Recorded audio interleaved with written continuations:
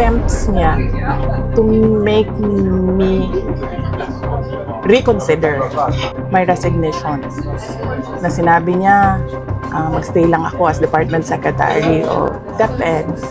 Na sinabi niya, gusto ko bang lumipat sa ibang posisyon, sabihin ko daw sa kanya. Na sinabi niya, pwede ba akong tumulong sa midterm elections ng 2025. So, hindi yun actions ng taong tumitingin as failure ako. Action yun ng taong tumitingin na kailangan niya yung trabaho ko. So, hindi ko alam saan nagagaling yung sinasabi nila. Failure ako as a Department of Education Secretary. At ang clincher dito, hindi yung gusto niya akong manatili at magtrabaho para sa kanya sa administrasyon. Yun yung pag-alis ko, nagbeso-beso siya sa akin. This was 10:25 or 10:30 in the morning. Sa oras ko. Hindi lang ako sigurado sa oras. Yes, tama. Kasi ito yung pumasok sa isip ko eh. Tama yung oras ko. 10:25, 10:30 naman. Amoy alak siya. At kung ako ang pahulain, kung ano yung alak na yon, whiskey. Pero, hindi ko naman siya nakita nag-inom ng whiskey. Nakikita ko siya lagi umiinom ng champagne. Pero amoy alak siya at 10:30 in the morning. Doon na-confirm yung decision ko na mag-resign. Shout out sa Reaction Vlog YouTube channel. Please like and subscribe. Mabuhay kayo. Good afternoon, Vice President Inday Sara Duterte. Vice President Inday, the palace has said your time as DepEd Secretary was a complete failure. This stems from your statement that the country remains at a paper and pencil in comparison to other educational system of other countries which are modernized. What is your response to that, ma'am? Thank you, Alvin and Tourism, for this opportunity to speak and explain my side. Unang-una, masabi ko yon na we are truly behind sa education system natin compared to more developed countries around the world. And that is true. That is an observation. That is a fact of the Philippines. And I have all the right to say kung ano yung katotohanan ng bansa natin. That is covered by the freedom of speech and expression natin. So, dapat siguro walang magalit.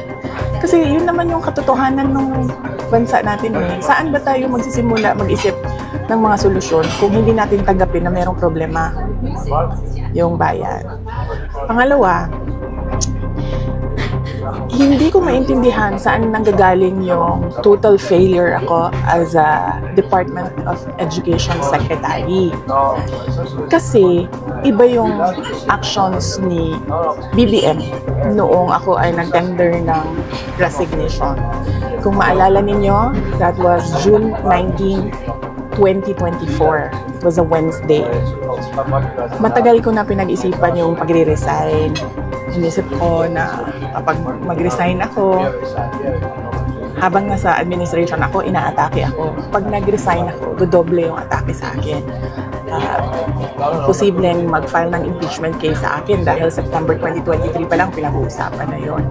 So, matagal ko na hawak-hawak yung resignation letter na yun. Matagal akong pabalik-balik sa Malacanang, pero hindi ko talaga pa naibigay. Pero nung June 19, 2024, dun ko na isip na yun ang pinakatamang panahon na ibigay ko na yung irrevocable resignation ko. Kasi merong meeting sa Malacanang about opening of classes na hindi naman dapat na umaabot sa level ng Pangulo, pero meeting ko no para sa kung kailan magbubukas ang klase. So after nung meeting, nag-request ako kay President Marcos if I can have a few minutes of his time. Meron lang akong ibigay sa kanya na sulat. So ang ginawa niya, sinabi niya, so ano kasi yon? Meron silang reception area, tapos papasok ka sa isang room. Doon sa room, doon ginagawa yung meetings nila. Merong conference table. Tapos pinapasok niya ako sa isa pang room doon sa loob. Nagmukha siyang office na may table, may office table, may lounge, merong living room. Doon niya ako dinala. Meron pa isang conference table. So, tinanong pa nga niya ako hindi ka pa nakapasok dito? Sabi ko, hindi.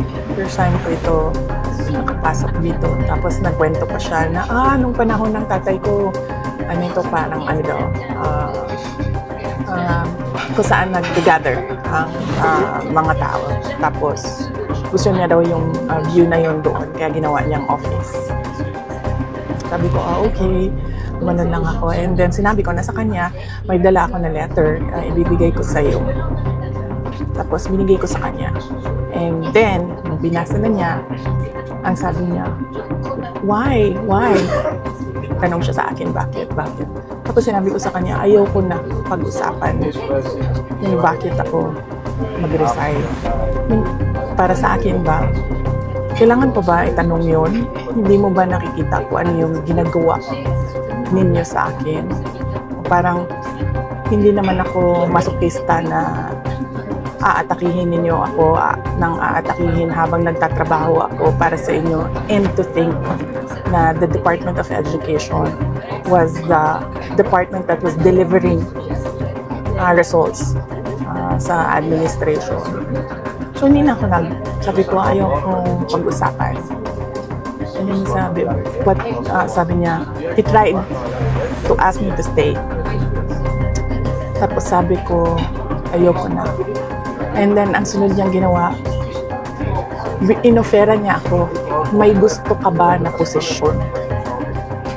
Sabi ko, wala akong gustong posisyon. Tapos, ang sunod niyang sinabi sa akin, pwede ka bang tumulong sa midterm elections para sa mga senators? Sabi niya, kasi di ba yung hugpong ng pagbabago, kasali naman yun sa unit team noon. Ganun siya. Sabi ko, hindi ko, pag-iisipan ko, pero wala pa akong plano para sa 2025 midterm elections ng senators. So, clearly, lahat ng attempts niya to make me reconsider my resignation, na sinabi niya, magstay lang ako as Department Secretary o DepEd, na sinabi niya, gusto ko bang lumipat sa ibang posisyon, sabihin ko daw sa kanya, na sinabi niya, pwede ba akong tumulong sa midterm elections ng 2025. So, hindi iyon actions ng taong tumitingin as failure ako. Action yon ng taong tumitingin na kailangan niya yung trabaho ko. So, hindi ko alam saan nanggagaling yung sinasabi nila failure ako sa Department of Education Secretary.